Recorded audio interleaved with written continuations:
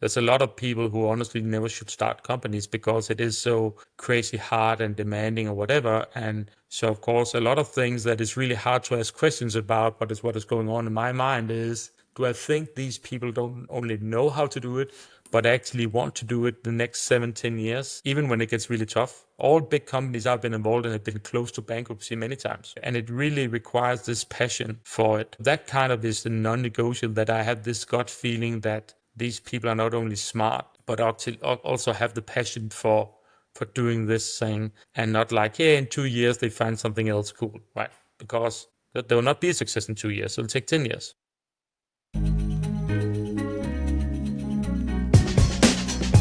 Real people, real stories, and real challenges that break the status quo.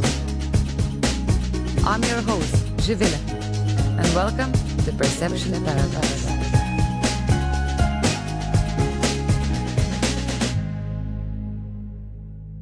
Ladies and gentlemen, welcome back to Perception Paradox. And today we're all about the investment world, and it's my big honor to welcome Nicolaj Nielsen, who is a very known investor in the Nordic area, also right now in the Catalonia, bringing a lot of fresh initiatives. And from my university years at Copenhagen Business School, I've always seen Nicolai as being this evangelist of entrepreneurship, always being super open for founders, for feedback, for brutal honesty, and actually making a big difference in the scene. So, Nicolai, it's a big honor to have you on Perception Paradox. Welcome. How are you today? Where are you tuning in from, actually? Well, yeah, I'm in Andorra, the micro country between France and Spain is where I'm living now. And to make sure that I was not interrupted, you can actually see I'm in my basement, because here will absolutely no kids will walk in, or no doorbell or whatever. So yeah, that's where I'm living now and where I'm spending my time. And you can say the closest real startup ecosystem, which is my new pond to tap into, is Barcelona. So Wow. And how did you find yourself in Andorra? by pure coincidence, one of my business acquaintances moved down here, and I had tried. Well, actually, me and my wife, we thought we'll do something like this in 5 years, because we have teenagers. We didn't want to take them out, but then we actually last year, when found out one of my friends was down here, we asked the kids, and we went down here and say, well, they want adventure, which includes international school, completely different school system, new friends or whatever. And they were up to that. So I have a kid in, you can say, in secondary school, and a kid at high school, and learning Spanish and being taught in English and Spanish. And yeah, it's That sounds like a fun adventure and fun change, and especially going somewhere where it's more south and culturally also very different and active, actually. Super glad to hear that. Is that was the reason that you got the title on LinkedIn, Vibe Investor? no, it's Or just to what make does that fun of all stand for? this vibe coding, whatever. No, I guess what I'm doing, I'm a classic business angel. Sometimes I switch titles and try not to be so formal, and yeah. That's pretty cool. I find your communication online and engagement with the ecosystem very, I would say, approachable and easygoing. So I guess it fits really well. So, You can say it is my main marketing channel, LinkedIn, right? Because, of course, I get a lot of introductions from a lot of startups I've worked in the past, or VCs or whatever, and then I get a lot of attention and requests from LinkedIn, cold calls or whatever. So you can say that is my channel, and it's something I built up a long time. And of course, you have to be active there to maintain it, because you basically want to be top of mind, right? You want to be, whenever a cool startup, that could be a former student or mine or whatever. Normally they will forget about their teachers 10 years later, right? But if you keep track of them on LinkedIn, maybe they remember and come back to me. So many or several of my startups have been in former students of mine, people I met from the CBS ecosystem. that's pretty cool. And having been yourself a successful entrepreneur, you co-founded companies like Penea, Zapier, and started investing very long time ago. How has your experience being yourself a successful hands-on founder shaped the philosophy of your investments? I actually think that I pretty quickly realized that I'm a much better investor than entrepreneur. think I'm a medium entrepreneur, because the problem with me is that to be a really good entrepreneur, you have to be focused on one thing for 10 years, and that's what you do. And I'm really interested in all the intellectual challenging regarding entrepreneurship. And that's a small part, right? Because entrepreneurship is not about analyzing stuff and understanding stuff. It's about doing stuff, right? Calling 100 companies every month or whatever. So I was lucky that I actually got an exit as an investor quite early and use that as an opportunity to move into business and investing. And I think that suits my mentality much better than being an entrepreneur. So it's a gradual process, right? Of course, you also learn stuff from being in the trenches yourself. And it also gives you credibility because you know how it really is to build startups. So when you're investing, what are your non-negotiables, or let's say, what kind of a green flags are you looking into founders when you invest your first checks? Because you're doing a lot of angel investments and it's a lot of trusting into people, right? So Well, perhaps. the first thing is, of course, I need to trust these people. And trust is both that they can have the functional skills, but also trust that they have mentality, right? To do it. There's a lot of people who honestly never should start companies because it is so crazy hard and demanding or whatever. And so, of course, a lot of things that is really hard to ask questions about, but is what is going on in my mind is, do I think these people don't only know how to do it, but actually want to do it the next 7, 10 years, even when it gets really tough? All big companies I've been involved in have been close to bankruptcy many times. And it really requires this passion for it. So that kind of is the non-negotiable, that I have this gut feeling that these people are not only smart, but also have the passion for doing this thing, and not like, yeah, in 2 years they find something else cool, right? Because there will not be a success in 2 years. It'll take 10 years. So that kind of passion, what drives them, is something I look for. And that's a non-negotiable thing, you can say. A lot of things, because I invest so early, a lot of things are negotiable in terms of team, right? Because later on you want the perfect team, who can do everything. But initially it might be only one, and then you say, okay, that is the person to bet on, and I think that person is so smart and driven that can attract other people to the table. And that, you could say, another thing that is part of that has to be in the team very soon, is someone who can sell. And sell is selling the dream to me, right? And the problem often arises with very extremely technical skilled people who just don't like to talk to people. And they need to, sometimes I meet such a person, that's okay. Then I just need to find a person they can team up with, because you simply can't build a startup if you the only resource you have is into it, because all the things you need to achieve is happening to people out here: investors, journalists, employees, partners, customers, you name it. And that is sales. And you'll often see that the one who good at sales, that beats the good product, right? So it's stuff like that. So you also see it sounds really, really cliche, but in the early days when there's not that much customer traction, it's a lot about who is this person, right? Yeah. It's it. And of course, the specific resources you need to have, or specific qualities, is depending on the specific startup, whether you're trying to do a cancer vaccine or you're trying to build a dating app. As two extremes, I invested in a dating app and I invested in a cancer vaccine, right? I both believe that these two are brilliant, but they're brilliant for what they do. Okay. Yeah. So there is gut feeling involved as well.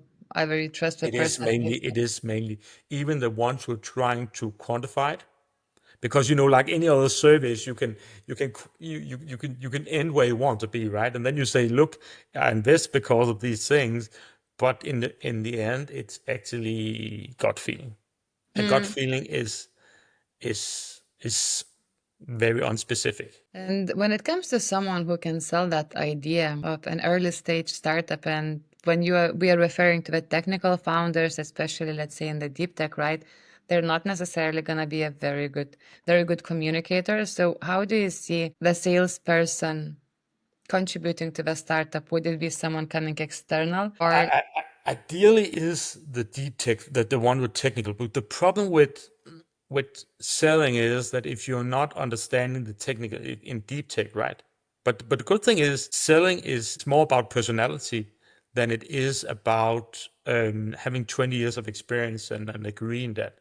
So for instance, often what you see is maybe the old, so to say, the old researcher maybe don't want to do this. Maybe he or she teams up with a younger postdoc who is 26 or whatever, who or 29 or whatever they are when they grad, who still have this. Okay, I need to do it, right? Mm-hmm. Yes, and I have also invested in startups where there was not such a person on the team, but I only do it if I think that that person is so genius so they can attract this other extrovert person. And again, ideally it is the technical person him or herself. Because, imagine that it's some kind of, I don't know, spin out from a university with lasers or whatever, right? The selling that is going on is very, very technical, talking to very, very specific persons in these companies. And a person like me can't really do it, right? Because after question 2 or 3, I can't answer it anymore. So you're trying to find people, and especially within academia, it's hard, right? Mm-hmm. Because the ones who have been in academia 30 years, they've been used to that the only way to do is to publish your research in journals, and then you become a full professor, and then everything is good, right? And for them to go out and do a startup, and it's a lot they risk. Ideally, they do it, but it's really hard. Sometimes it's the younger ones who are more like born with entrepreneurship because there's been a lot more entrepreneurship at the universities the last 10 years. So it's often them who have enough technical understanding to drive forward the project in terms of sale or whatever. Yeah. So, but again, I'm just coming back to you need someone who wants to pick up the phone. The vast majority of startups, even in the software and even in internet related businesses, are not getting the customers from marketing. They're getting the customers for something that involves a human being.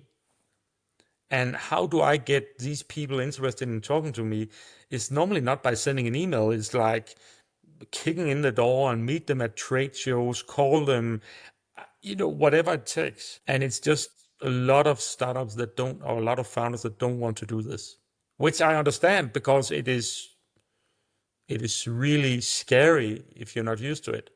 For instance, like me, I think one of my weaknesses is that I've never been forced to do it as a young. I think one of the best things you can do as a young talent is that you're forced into such a role where you're forced to do selling. And I think that I miss that. And of course, now I'm so old and lazy, I don't want to do it.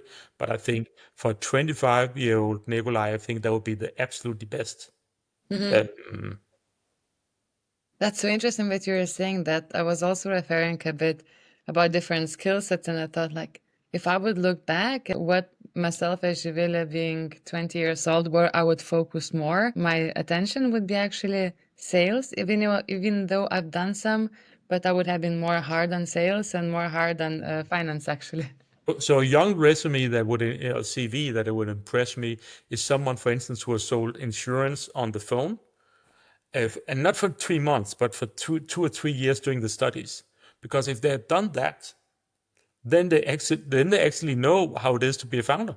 Because that is basically um, doing that, right? And you get 98 in no's and 2 no, and then that's a 2 you hunt, and that is basically entrepreneurship, right? Um, Mm, totally.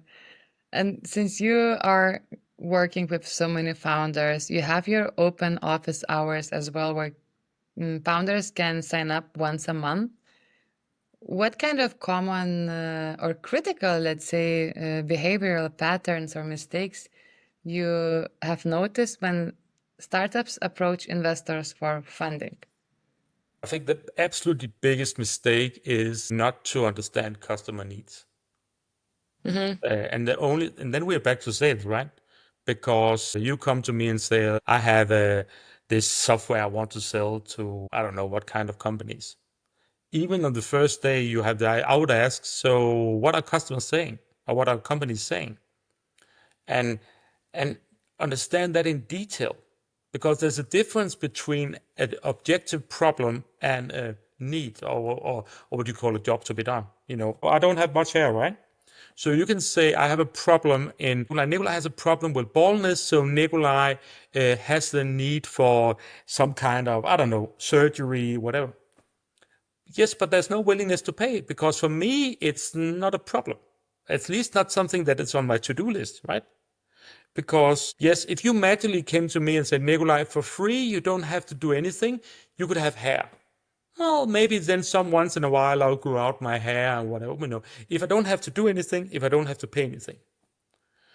But for me, it's not a job to be done, because for me, it's like, actually, I like this haircut. And I think that summarizes sort of the difference between a startup or founder who look at a company and saying, oh, that company has this problem.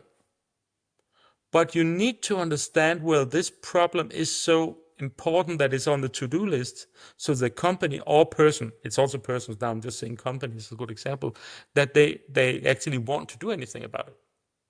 Of course, if you talk to them, oh, that's interesting, yeah, whatever, but you need to come below that politeness. So if it was you talking to me about baldness, and I would say, yeah, it would be nice, then you should ask me, but Nicolai, what are you doing today? Because there are always solutions. I could go to Turkey and get hair transplant, or I could buy, I don't know, whatever I could do. I never researched it, right? So you need to get down to that and said, okay, actually, most bald people are not, but you find there's those who get bald when they're in the 20s. They really have a need for that, and they really want to spend. And today they are going to Turkey and getting hair transplants or buying shampoo that doesn't work. Okay. This level of understanding of all potential customers' needs, and that most of them don't want your product, but there's this small subgroup, I think that's the biggest mistake. You can't sell to everybody. You have to talk to all those and find out that most companies or consumers don't. And when it comes to early stage investors, we see right now many investors in the ecosystem that you need to have traction. You need to show results. From which stage actually you would say the founders have to bring also the financial traction when it comes into their. Well, it depends on, first of all, what you're building, right? If you're building something deep tech that is going to the next generation nuclear reactors, we all know you don't have customers, right? But we will understand, okay, how you position in that or whatever. But if you're building a simple app that you should be able, you and your co-founder, and launch and beta launch, we expect you, at least in the consumer market, to have users. If you're in the B2B, the good thing about business to business is that business are actually willing to pay if you have a solution. So if you're building some software that is relatively simple, most investors will expect that you have the first customers or at least users on board.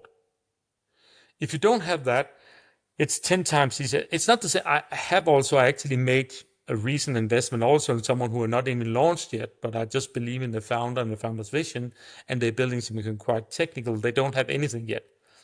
But for most business to consumer apps, you need users to show that there's retention. In business to business software that is not deep tech, you need to have some customers who pay a little bit to show.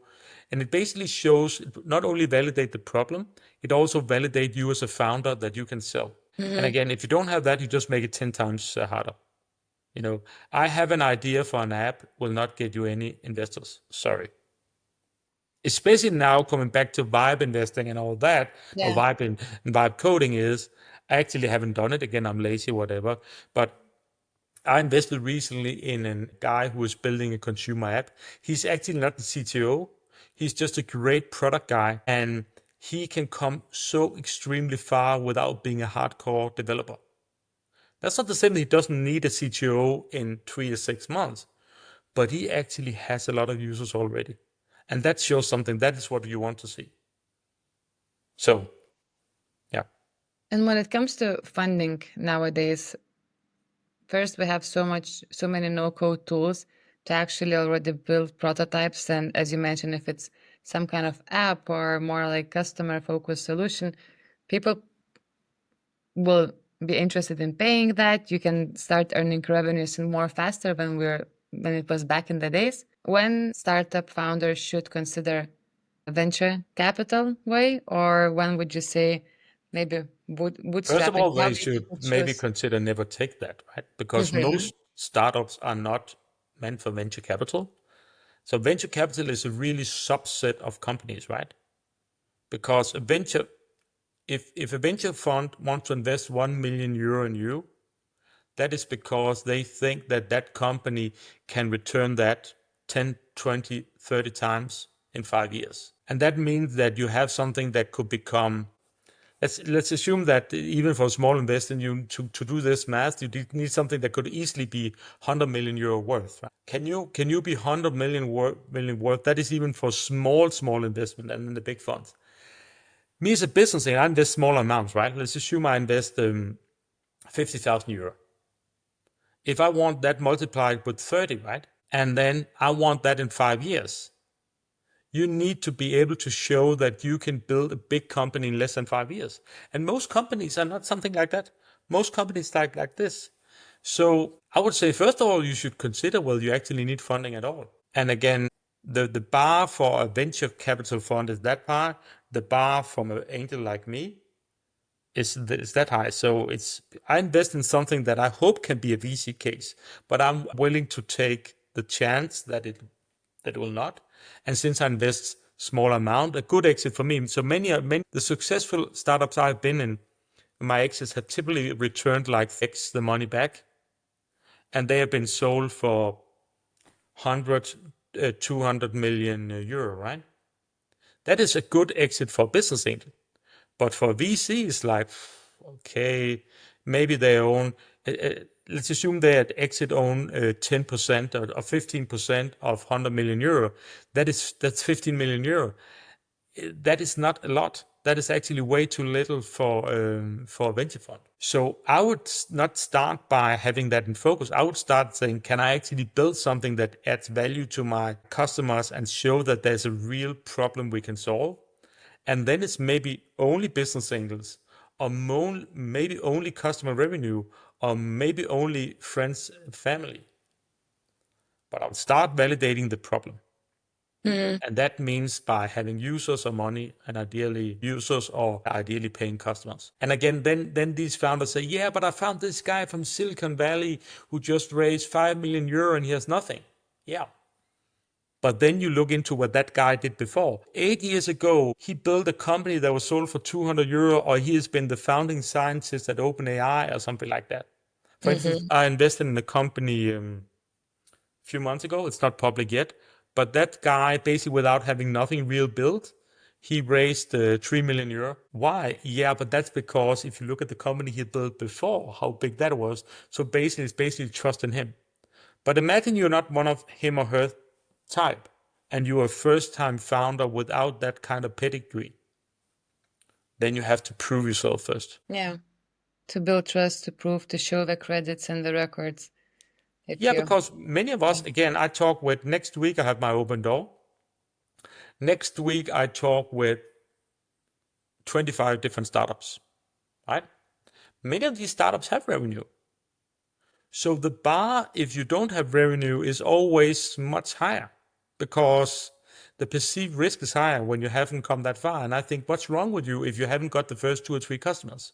Again, assuming you're not building a nuclear reactor, assuming it's something relatively easy, then I would say, well, why, if you say there is this huge customer interest, why don't you go out and sign the first 2 companies? So, yeah. When founders come to your open hours, what do they usually ask? Is it happening like they come and pitch, or you have a conversation and they I ask? basically said to them, they often ask, do you want us to show slides or just talk? And I say it's up to them. I just want to let them talk and see, and of course my mind then goes, okay, is this a big problem? Have they validated it? Do I trust them? All these things going on. And I, of course, try to ask qualifying questions. So for instance, I just had a call this morning and they talk about this AI thing they have, of course I would say, so who's your CTO? What have he or her built before? Right? What have they built? So, I would ask, what are the past, what are customers saying, all this. So it's normally a quite informal chat. And then Okay. And how do you find the relevance of actually different events for startup founders, like pitch competitions, community events, to find themselves present there? I think To many founders spend too much time on that because there are many of these competitions where there are no investors. And you get, I get this prize. So it can be a negative signal, right? If you have been in 8 of these competitions, I want these 6 competitions. Okay. But shouldn't you talk with real investors instead? Of course, if there is a competition, you can actually win 100,000 euros. Go for it. That's funding, whatever. But most of them are, you get a free cup of coffee or whatever. It's not. Yeah. And what I always say to them in early stage funding, there's most often more investors in a round because we like to collaborate. And for instance, if I put 50,000 euro in a round, the round might be 300,000 euros. So who are the other? But that's, I say, you need to find one person who trusts you so much that he or she wants to introduce you. So for instance, this language app I invested in a few months ago, I stumbled across it because, hey, I'm learning Spanish now and I didn't like Duolingo or whatever. So when I contacted the founder and we had a dialogue, he said, I want to raise X. And I said, okay, I'm putting in some of the money, but I think I can introduce you to my network. And then I run my own business in network. And guess what? 5 of these persons there want to invest. And then we have a round. So you need one person that trusts you and all experienced business angels are related to each other. We have all connections and also VCs. Again, most likely your first investor is not a VC. Your first round investor, again, taking all your famous whatever founder, whatever, there's a 10 times higher chance that your first investor will be an angel than a VC. And of course, if you need a VC for a bigger round, then people like me would more than happy to introduce you to VCs and VCs to the other. But you need one, right? You need one who said, this is really something I like. Then I would introduce you to 10 persons and hopefully 3 or 4 of them will be interested in investing. With many founders I speak with, when it comes to this fundraising journey, I've noticed that a lot of them just running around the conference without agenda and trying to have serendipity or something for them to happen. But what would be your approach if you would be founding right now a company, your first company, as an underdog and looking for Start first local business? where you are, because that is the easiest way to build trust. Now, forget about Andorra right now. Let's assume I was in Copenhagen, right? Then there's a high chance that because we want to invest in people we trust, we find trust by talking about. So for instance, if you pitch me and you in Copenhagen, I would find 10 people that know you. And I'll call them and say, how are you? Why did you leave? Oh, you were in Trustpilot before. Do you know why she left? Have you worked with her? I can easily do that. The problem is if you call me and you're in Berlin, I don't have the network to do it. So you should start local, unless really relevant. And then you start local, and then you start with people that understand your business. So if you're building software, B2B software, then you are taking contact to investors who know about B2B software. If you are medtech, the same. And you reach out to people who are invested in the same stage before. Again, the big VCs in this area is irrelevant for you because they invest 2 million euro. You're not worth that much now. You need 200,000 euro to get off the ground. So that would be in that case, normally small family offices, business angels or angel funds, or some of these VCs who have really small tickets. Some of the funds have also like discovery tickets where they put in, normally together with angels. But again, that will be local. Many do the mistake and they'll go to Web Summit or whatever, and that's great, and meet investors from all over Europe, but it's a waste of time because my first question to you will, so which local investors are you on board? I talked to a Spanish company 2 hours ago online in my space, sort of. Again, I don't have the network there yet. And I would ask them, so who is investing now? Who are local investing? And then they have a guy investing from Austria. Okay, but why aren't the local investing, right? because they are the one who knows who you are. So international investors can be more like top-up investors later on. And of course, if you are in a country where there's absolutely no investors, whatever, it's the poorest country in the world or whatever, maybe you have to understand that you need to move. And we're not talking about your nationality or passport or gender, whatever we're talking about, where you are physically, right? So if you are in that country, there's absolutely no startups there, no angels there, maybe it's a bad ecosystem to be in. Maybe you should move to whatever. But it doesn't have to be London. There's plenty of investors in Copenhagen, plenty in Stockholm, in Oslo, in Berlin, in Munich, in Barcelona, in Madrid, or whatever, right? But normally the best place to be is where you have your network, normally. Mm-hmm. So don't go to US and change business angel investors. They will not invest you unless they know you. Yeah, very wise advice. And right now you find yourself in Spain after spending so many years of positioning, creating networks, and huge impact in the Nordic scene. How do you find how easy it is now to enter the Spanish market, and what differences do you find or opportunities there? I just started, so I can't really say. I actually kickstarted in May, where I take 50 business angels and VCs down to me in Barcelona and meet locals. That's a good kickstart for me. Mm-hmm. Basically, wine and dine them and meet them and build trust, right? They know that they are same like me. So basically, my strategy in Barcelona is more like, okay, initially I want to co-invest with some locals. Okay, why should they trust me? Okay, if they know I'm the guy who knows a lot of people in the Nordics, maybe I have trust that way. So that's basically my starting point, right? And then, so you can say my starting point will be indirect distribution, building networks to all the local VCs and accelerators and angels. And then over time, maybe even local startups will know me. And I'm already now starting talking with them, but it takes time. For me, Barcelona ecosystem reminds me a little bit of Copenhagen 10, 15 years ago. They had the first big exits, but not that many angels and not that many VCs. So I think it's a great time. So I still invest a lot in the Nordics because that's where I have my network. But I think so far it's been as expected. Yeah, I'm an outsider. It takes time. How many of the local VCs and angels know who I am right now? Not that many. In 5 years, I would assume that everyone knows who I am because I plan to do this and do it. And if you have these long, basically you can say that is my startup. Like a startup cannot be successful in 1 year, neither can a business angel.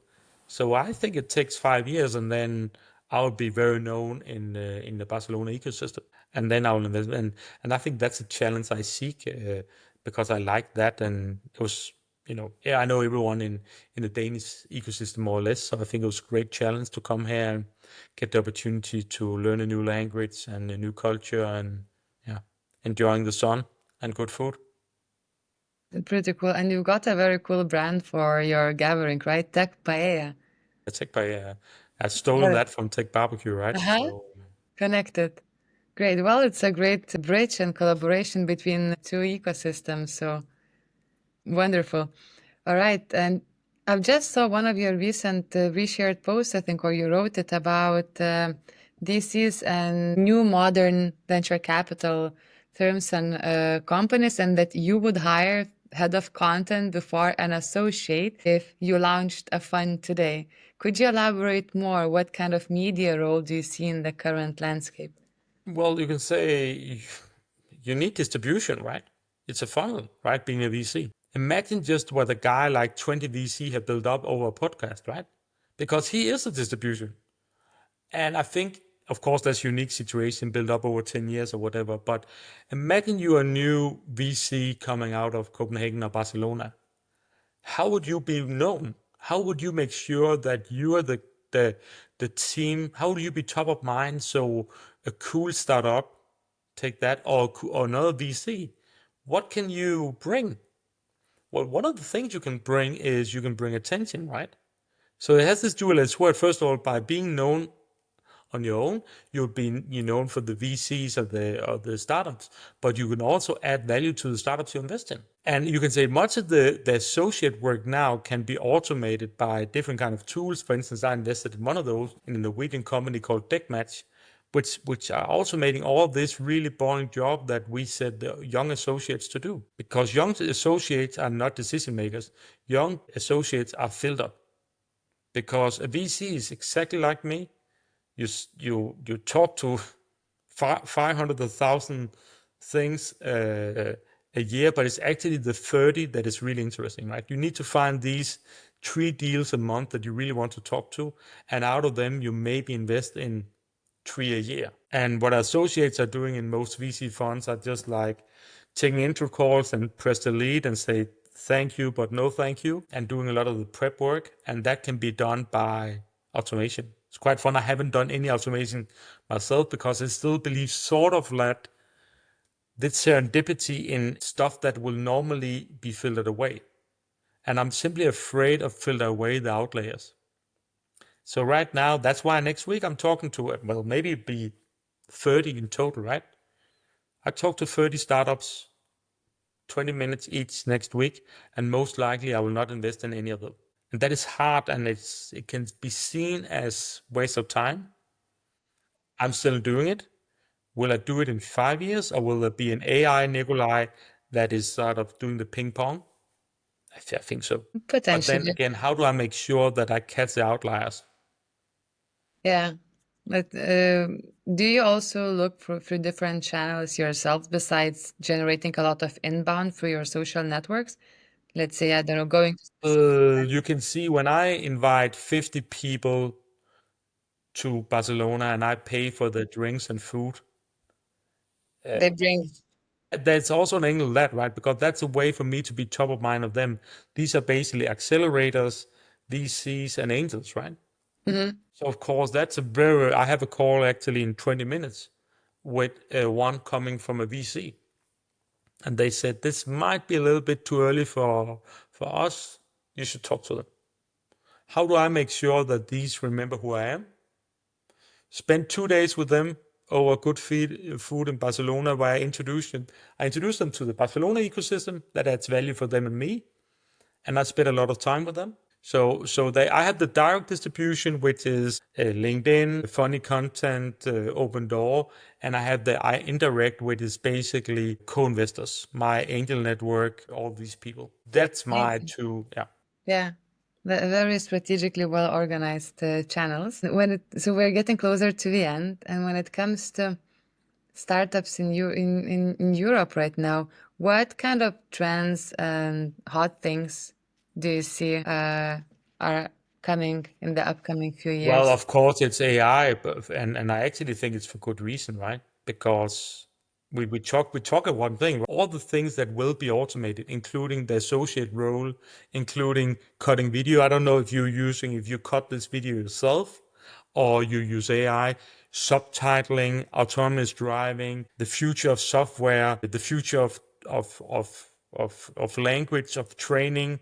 Will university exist in 20 years? All these things, right? It's basically AI, right? Different flavors of that. And of course, that is so. It's the biggest trend we'll see. Of course, is it also a bubble with way too huge valuations, of course, but that is the trend. That is the trend.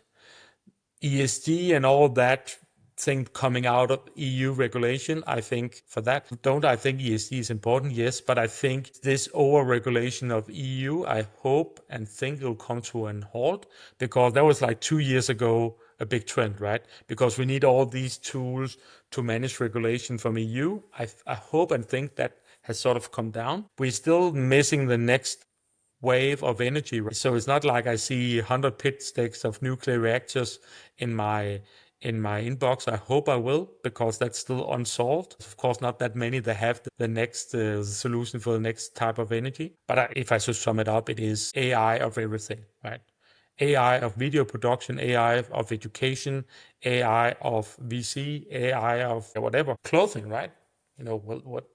So that is, and will continue. I think hopefully when the MLMs hype is only one phase, I think that have created so much pool of money into new types of AI. I'm no AI expert, so I can't say, but I'm 100% sure that with billions or hundreds of billions of funding go into that, and just see with the limited technology that the language models are, right?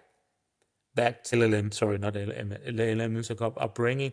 Just imagine how many use cases we see there, and then imagine the use case in 5 years with the new generation of AI. That again, I don't know what that will be, but I actually just recently invested in a new type of algorithm that hopefully could be one of those. I'm hugely optimistic on the behalf of the world, and that drives a lot of investment. It's quite fun, right? Because 5 or 10 years ago, it was B2B SaaS.